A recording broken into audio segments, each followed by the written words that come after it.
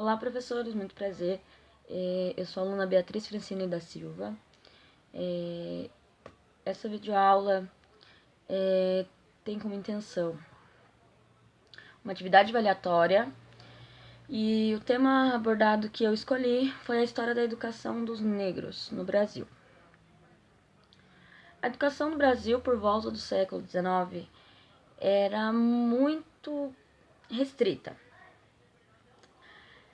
Devido ao alto custo e o difícil acesso, somente a elite e algumas famílias de classe média tinham acesso e a oportunidade, aliás, de se alfabetizar.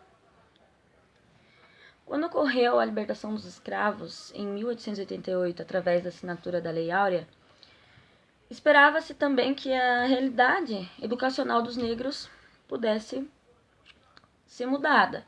Porém, não foi isso que ocorreu.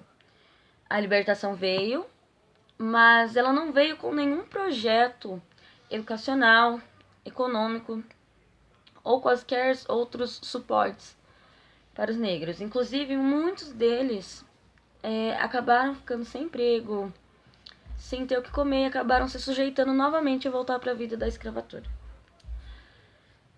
Enfim, para as crianças o ensino era ainda mais difícil, pela questão de ter um responsável para realizar a matrícula e acompanhar toda sua trajetória escolar.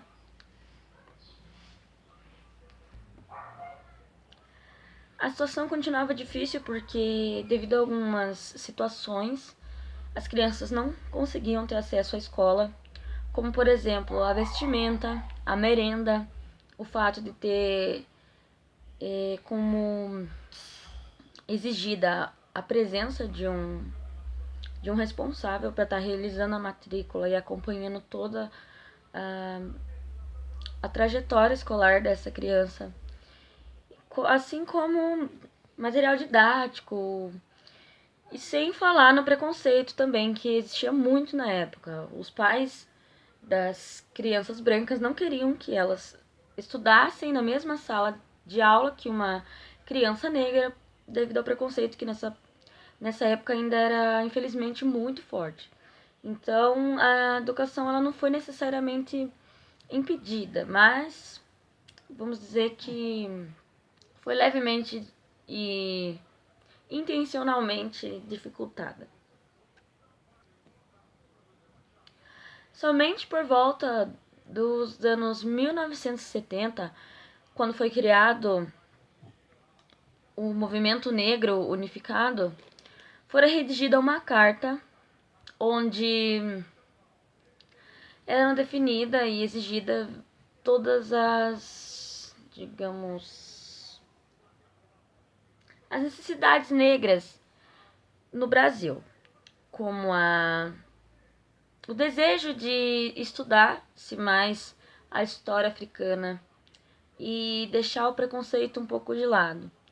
Mais tarde, essa carta serviu como base da criação da nova Lei de 10.639 de 2003, onde for obrigatoriamente exigida a valorização dos afro-brasileiros e a reeducação sobre a história deles no Brasil, justamente para quebrar com esse preconceito que até hoje a gente ainda vê muito. São com base nesses fatos que devemos pensar mais e agir mais com relação. O fato da gente se calar ao ver algum tipo de preconceito étnico-racial já é uma maneira de apoiar e fechar os olhos a isso.